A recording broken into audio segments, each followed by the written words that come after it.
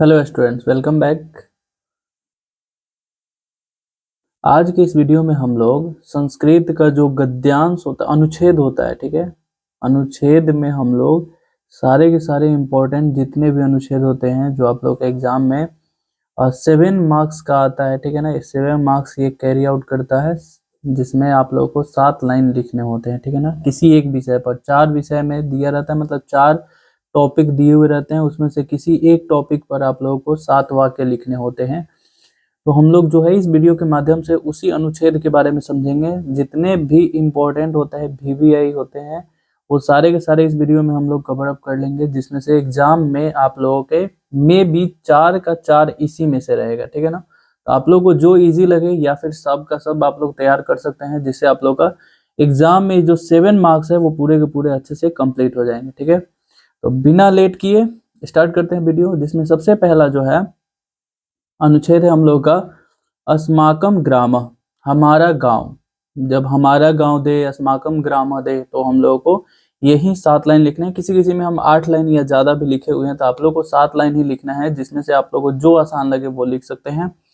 अगला दिया हुआ है पहला वाक्य है, समझ लेना, अच्छे से समझने के बाद लिखना बहुत ही आसान हो जाता है, ठीक है। अस्माकं ग्राम, हमारा गांव, बिहार राज्यस्य, बिहार राज्य के। यहाँ पर अपने अनुमंडल का नाम लिख सकते हैं, या फिर कोई अपने गांव का नाम लिख सकते हैं, या फिर सीधा लिख सकते हैं अस्माकं ग्राम बिहार राज्य अस्ति, हमारा गांव बिहार राज्य में है।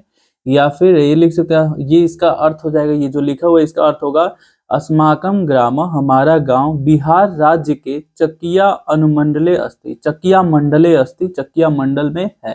अपने आप मंडल का नाम लिख सकते हैं, ठीक है। उसके बाद कुछ विशेषताएं लिखना है, जैसे अस्माकं ग्रामस्य, हमारे गांव का, स्य लिया हुआ है, यहाँ पर षष्ठी विभक्ति का प्रयोग किया गया है, तो याद रखना है ग्रामस्य मतलब गांव का। वातावरणम रमणीय अस्ति, वातावरण जो है वो रमणीय है, बहुत ही ज्यादा मनोहर है, अति सुंदर है, ठीक है ना। तो अस्माकं ग्रामस्य वातावरणम रमणीय अस्ति। ग्रामम परितः, परितः मतलब होता है दोनों ओर, यहाँ पर उभयतः का भी प्रयोग कर सकते हैं। तो गांव के दोनों ओर, परितः योग्य द्वितीय होता है, इसलिए यहाँ पर ग्रामम हो गया है। गांव के दोनों ओर आम्र वृक्षा संति, आम का वृक्ष है, ठीक है। यहाँ पर अलग अलग करके भी लिख सकते हैं आप, अलग अलग करके लिखेंगे तो हो जाएगा आम्रस्य वृक्षा संति, आम का पेड़ है, आम का वृक्ष है, ठीक है ना। अगला दिया है अत्र, यहाँ ब्राह्मण क्षत्रिय वैश्य शूद्राश्च निवसन्ति, यहाँ पर इस गांव में, यानी यहाँ ब्राह्मण क्षत्रिय वैश्य शूद्र इत्यादि रहते हैं, ठीक है। ग्रामम निक्सा, गांव के नजदीक राजपथ संति, गांव के नजदीक एक राजपथ है, ठीक है ना, राष्ट्रीय मार्ग है, इस तरह से आप लिख सकते हैं। अत्र जना कृषि कर्म कुर्वन्ति, यहाँ के लोग जो होते हैं कृषि कार्य को करते हैं, ठीक है ना। यहाँ मतलब गांव के लोग जो होते हैं, अधिकांशतः लोग जो होते हैं कृषि कार्य पर ही निर्भर करते हैं, तो इसका हिंदी ये हो जाएगा। मम ग्रामस्य जना शिक्षिता सौम्या च सन्ति, मेरे गांव के लोग जो है शिक्षित और सौम्य मतलब शांति विचारधारा के लोग हैं, ठीक है। इस तरह से अस्माकं ग्राम के बारे में लिख सकते हैं। वीवीआई है भारतवर्ष के बारे में, भारतवर्ष के बारे में अच्छे से आप लोग को कंप्लीट कर लेना है, जिसमें दिया है अस्माकं देश, हमारा देश, भारतवर्ष अस्ति, हमारा देश जो है वो भारतवर्ष है, ठीक है। ऐसा देश, यह देश विश्वस्य विशाल गणतंत्र देश वर्तते, यह देश विश्व के, यहाँ पर स्य दिया है इसलिए याद रखना है, विश्व के विशाल गणतंत्र देश है ना। विश्व का मतलब एक विशाल गणतंत्र देश हमारा देश भारत देश है, ठीक है। अस्य उत्तर दिशि, इसके उत्तर दिशा में, याद रखना है दिशि में सप्तमी विभक्ति का प्रयोग किया गया है, ऑब्जेक्टिव के लिए बहुत ही इंपॉर्टेंट एक क्वेश्चन बन जाता है। हिमालय पर्वत अस्ति, इसके उत्तर दिशा में हिमालय पर्वत है, ठीक है। अगला है अस्य दक्षिण दिशि, इसके दक्षिण दिशा में श्रीलंका देश वर्तते, श्रीलंका देश है, ठीक है। अत्र यहाँ अनेक नदियां, जैसे, यथा मीन्स होता है जैसे, गंगा यमुना ब्रह्मपुत्र कृष्णा इत्यादि इत्यादि प्रवहती, यहाँ पर प्रवहंती आप लोग लिख लेंगे क्योंकि बहुत सारी नदियां, इसलिए प्रवहंती लिख लेंगे आप लोग, ठीक है, बहती हैं।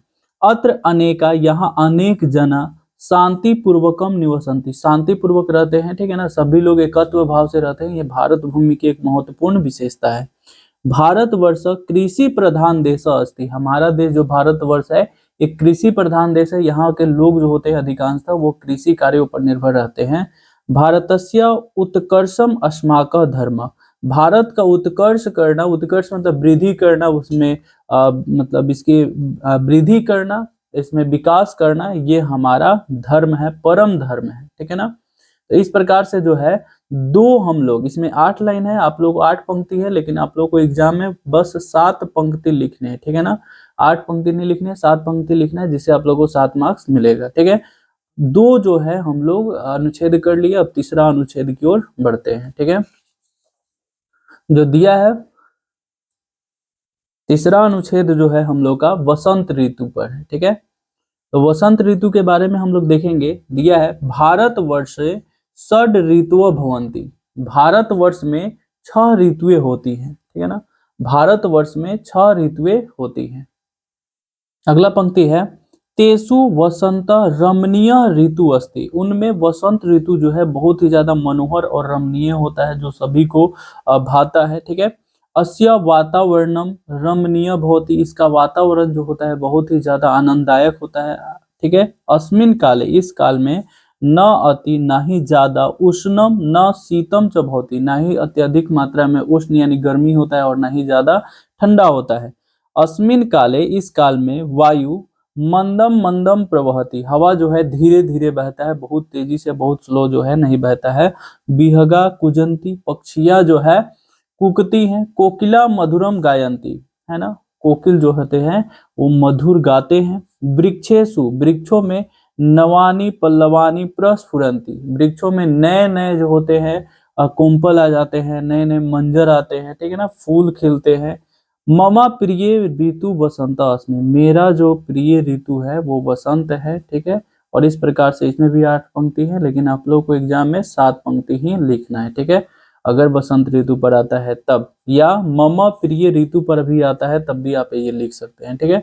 अगला दिया है पुस्तकालय, पुस्तकालय के बारे में हम लोगों को पढ़ना है। दिया है पुस्तका नाम, पुस्तकों के बहुवचन में होगा, बालका नाम पुस्तका नाम, आलय मतलब घर, पुस्तकालय कथ्यते, पुस्तकों के घर को हम लोग पुस्तकालय कहते हैं। अत्र यहाँ विविधानि, बहुत अलग अलग प्रकार के, पुस्तकानि पाठ्यनार्थ संग्रहितानि भवन्ति, पढ़ने के लिए एकत्रित किए हुए रहते हैं, रखे हुए रहते हैं, ठीक है। मम विद्यालय, मेरे विद्यालय में एक, विद्यालय है इसलिए विद्यालय में एक पुस्तकालय अस्ति, मेरे विद्यालय में एक पुस्तकालय है, ऐसा आप लोग लिख सकते हैं। त्रिविधम, त्रिविधम मतलब होता है 3 प्रकार के पुस्तकालय, 3 प्रकार के पुस्तकालय होते हैं। व्यक्तिगत, विद्यालयीय, सार्वजनिकाश्च, मतलब व्यक्तिगत पुस्तकालय होता है, विद्यालय का पुस्तकालय होता है और सार्वजनिक पुस्तकालय होता है। विद्यालयीय पुस्तकालय अति उपयोगी भवति, विद्यालय का जो पुस्तकालय होता है बहुत ही ज्यादा इंपॉर्टेंट, बहुत ही ज्यादा उपयोगी होता है।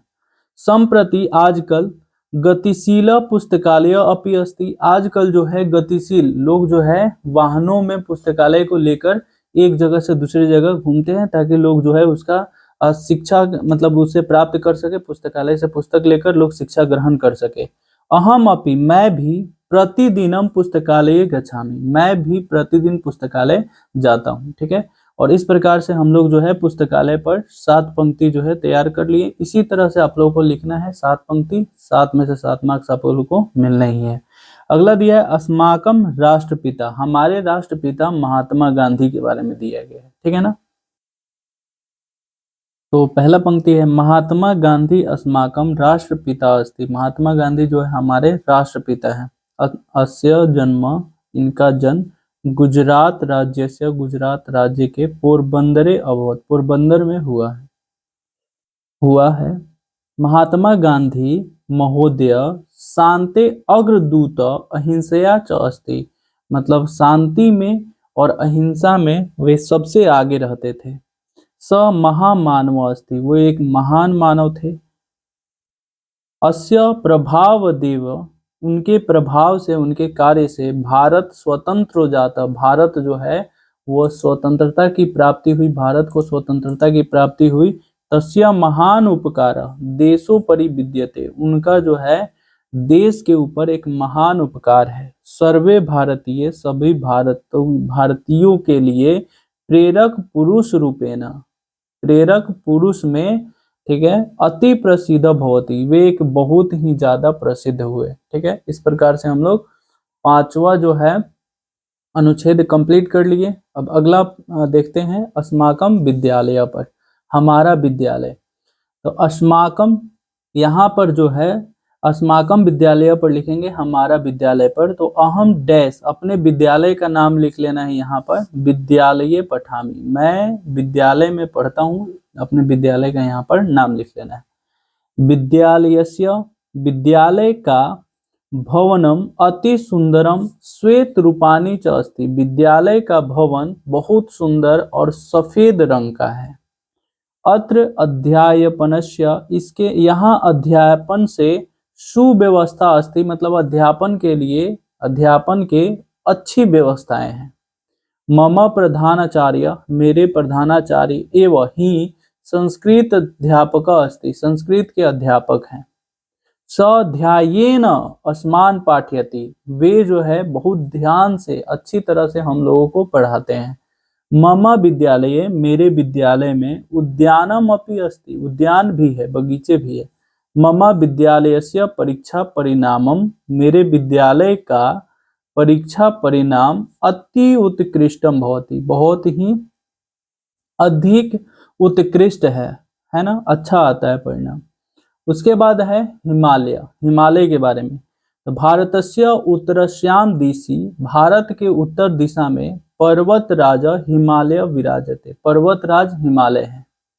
श्रूयते, सुना जाता है, हिमालयस्य कैलाश नामक शिखरे, हिमालय के कैलाश नामक शिखर पर भगवान शंकर निवसति, भगवान शंकर रहते हैं। हिमालयात पवित्रा नदी गंगा निसरति, हिमालय से जो हमारी एक पवित्र नदी है गंगा, वो निकलती है। हिमालयस्य वन प्रदेशेषु, हिमालय के वन प्रदेशों में औषध्य प्रभवति, बहुत ही अधिक मात्रा में औषधियां उत्पन्न होती हैं। भारतीय संस्कृति उन्याक हिमालय वंदनीय अस्ति, भारतीय संस्कृति में हिमालय जो है हमारे लिए वंदनीय है, पूजनीय है। हिमालय हिमस्य आलय अस्ति, हिमालय जो है हिम यानी बर्फ का घर है। यो भारतस्य रक्षति, जो भारत की रक्षा करता है। हिमालयात अनेका नद्याः निसरति, हिमालय से बहुत सारी अनेक नदियां निकलती है। उत्तम ही धनम विद्या, अगला है उत्तम ही धनम विद्या, मतलब जितने भी धन है उन सभी धनों में सबसे महान धन जो होता है, सबसे उत्तम धन जो होता है, वो सर्वश्रेष्ठ धन विद्या ही होता है। ठीक है ना, क्योंकि कहा गया है कि विद्या जो होता है जिसे कोई भी आपसे ले नहीं सकता है, सिर्फ और सिर्फ मतलब आपको विद्या ग्रहण कर लेने से हर तरह से सिर्फ और सिर्फ विकासें होती हैं। ठीक है, विद्याधनम सर्वधनम प्रधानम कथ्यते, विद्याधन सभी धनों में प्रधान है ऐसा कहा जाता है। विद्याया सद वस्तु विवेक भवन्ति, अगर विद्या का अच्छे से ग्रहण किया जाए तो विवेक, उससे विवेक यानी ज्ञान होता है। विद्याया मोक्षम लभन्ते, विद्या से मोक्ष की प्राप्ति होती है। विद्या देशे विदेशे व साधारणम ददाति, विद्या जो है अपने देश के साथ साथ दूसरे देश में या कहीं भी व्यक्ति रहता है तो उसको आदर दिलाती है। विद्या राजसु पूज्यते, विद्या जो है राजाओं की तरह मतलब व्यक्ति को मान सम्मान दिलाती है, पूजनीय है। विद्याधनम दानेन वर्धते, विद्याधन देने से बढ़ता है। इदम संचयेन वयम रधाति, इसके संचय से मतलब इसका धीरे धीरे विनाश होता है। विद्याधनम बंधु भी न विद्यन्ते, विद्याधन को कोई भाई भी और या कोई सखा जो होता है वो बांट नहीं सकता है। इदम चौरः न अपीड्यते, इसको चोर भी चुरा नहीं सकता है। विद्याया जनः इह लोके परलोके च सौख्यम आपनोति, विद्या जो होता है लोगों को इस लोक में तथा परलोक में सभी जगह सुख की प्राप्ति कराता है। अस्माभि विद्या अर्जनिया, इसलिए हम लोगों को भी विद्या अर्जन करना चाहिए, ठीक है ना। इस प्रकार से इसमें 7 ही पंक्ति आप लोगों को एग्जाम में लिख कर आना है, ठीक है। अगला हम लोग देखते हैं जो है परोपकार, ठीक है ना। परोपकार जो है ये बहुत ही महत्वपूर्ण होता है, क्योंकि परोपकार ही एक ऐसा साधन है जिससे परोपकार करके ही लोग जो होता है मतलब परम तृप्ति की प्राप्ति कर सकता है, ठीक है ना। तो कहा गया है, एक श्लोक कहा गया है, अष्टादेशु पुराणेषु व्यासस्य वचनम द्वयम परोपकाराय पुण्याय पापाय परपीडनम। अष्टादेशु मतलब अष्टाध्यायी और पुराणेषु पुराणों में व्यास के 2 वचन बहुत ही महत्वपूर्ण है। परोपकार पुण्याय, परोपकार से पुण्य होता है, पापाय परपीडनम, और दूसरे को कष्ट देने से, परपीडन से दूसरे को कष्ट देने से पाप होता है। अब परोपकार के बारे में ये लिख सकते हैं आप लोग, ये पहला हो गया जिसमें इसको 2 नंबर में कर सकते हैं, या ये लिखकर इसको लिखिएगा तो बहुत ही अच्छा प्रभाव पड़ेगा। परेशान उपकाराय, दूसरे पर किया गया उपकार, कर्म उपकार कथ्यते, मतलब दूसरे पर जो उपकार किया जाता है उसी को परोपकार कहा जाता है। यहाँ पर बोल सकते हैं परोपकार, परोपकार कथ्यते। अस्मिन् जगति, इस संसार में, सर्वे जना स्वयं सुखम वांछन्ति, सभी लोग जो है खुद के सुख को चाहते हैं। परोपकार दैव भाव अस्ति, परोपकार जो है देवों की भाव है, ईश्वर की भाव है, ठीक है ना। ऐसी भावनाएं रखने वाले व्यक्ति में देवत्व गुण होता है। स्वस्य भावस्य उदयेन एवं समाजस्य देशस्य च प्रगति भवति, इस भाव के उदय से ही समाज और देश का प्रगति होता है। अगर सबके भीतर जो है इस प्रकार की भावनाएं उत्पन्न हो जाए तो समाज और देश जो होता है ये दोनों की उन्नति होता है, ठीक है। अगला पंक्ति दिया हुआ है हम लोग का, मेघा, बारिश जो होता है, बादल जो होता है, परोपकाराय जलम वहंती, परोपकार के लिए ही मतलब बारिश कराता है, ठीक है। वृक्षा परोपकाराय एवं फल ददाति, वृक्ष जो होते हैं परोपकार के लिए ही फल देते हैं। यहां पर होगा ददाति, ठीक है ना, ददाति। अगला, एवं इस प्रकार ही सज्जना परोपकाराय, इस प्रकार सज्जन पुरुष जो होते हैं ही जीवनम धारयन्ति, जीवन को धारण करते हैं, और मतलब हर तरह से जो है निपुण्य होते हैं, हर कर्म करने योग्य होते हैं, ठीक है ना। अगला दिया हुआ है, और सुख के भागी भी होते हैं जो परोपकारी होते हैं वो, ठीक है। अगला दिया हुआ है व्यायाम, ठीक है ना, शरीर को स्वस्थ रखने के लिए व्यायाम जो होता है बहुत ही महत्वपूर्ण होता है। तो इस प्रकार से हम लोग 10 कंप्लीट कर लेंगे, और इसका अगर आप अच्छे से तैयारी कर लेते हैं तो हम लोग मतलब आप लोगों को एग्जाम में नंबर नहीं कटने वाला है, ठीक है। यहाँ दिया है व्यायाम शरीरस्य रोगान आपनयति, व्यायाम से शरीर के रोग दूर होता है, ठीक है ना। व्यायाम करने से हर प्रकार के शरीर में जो होता है रोग जो होता है वो दूर होता है। व्यायाम शरीरेन शक्तिम वर्धयति, व्यायाम जो होता है शरीर में शक्ति बढ़ाता है। शरीर को स्फूर्ति जन्यति, शरीर में एक्टिवेशन लाता है, मतलब फुर्ती लाता है। आलस्यम नास्यन्ति च, और आलस्य को खत्म करता है, ठीक है। अगला दिया हुआ है पंक्ति, व्यायामेन स्वेद कणा, व्यायाम से स्वेद कणा यानी स्वेद मीन्स होता है पसीना, पसीना निकलने वाला पसीना कणा मतलब पसीना शरीरस्य रोम कुपेभ्य निसरति, शरीर के रोमों से बाहर निकलता है, ठीक है। अगला दिया है व्यायाम कुर्वन् छात्र मनसी बलवंत भवन्ति, व्यायाम करने से छात्रों के मन जो होते हैं वो बलवंत होते हैं, मन जो होते हैं मजबूत होते हैं। स्वास्थ्य लाभाय व्यायाम आवश्यक अस्ति, और इस प्रकार से स्वास्थ्य शरीर के लिए व्यायाम जो है बहुत ही ज्यादा आवश्यक है, ठीक है ना। स्वास्थ्य देहे एवं स्वस्थम मन वसंती, लोगों का मानना है कि स्वास्थ्य शरीर में ही स्वस्थ मन पाया जाता है या रहता है। रोगाश्च अस्यन्ति अन्नैव पाचन शक्ति वर्धते, ये रोगों से दूर तो रखता ही है, इसके साथ साथ पाचन शक्ति को भी बढ़ाता है। और इस प्रकार से 7 पंक्ति जो है हम लोग कंप्लीट कर लिए। तो हम लोग जो है अनुच्छेद जो एग्जाम में आ सकता है वो सारे के सारे इंपॉर्टेंट अनुच्छेद जो है हम लोग कंप्लीट कर लिए। इसके अतिरिक्त आप लोगों को कहीं भी कोई भी तैयारी करने की जरूरत नहीं है, इतना ही आप लोग तैयारी कर लेते हैं तो काफी ज्यादा अच्छा हो जाएगा। तो इस प्रकार से इस वीडियो को हम लोग समाप्त करते हैं। अगर अच्छा लगा हो तो लाइक करना है, शेयर कर जरूर करना है, ताकि वे बच्चे जिनको अच्छे से नहीं मिल पाता है वो भी इसको प्राप्त कर सके, अच्छे से एग्जाम का प्रिपरेशन कर सके। मिलते हैं नेक्स्ट वीडियो में नेक्स्ट टॉपिक के साथ, तब तक के लिए बाय।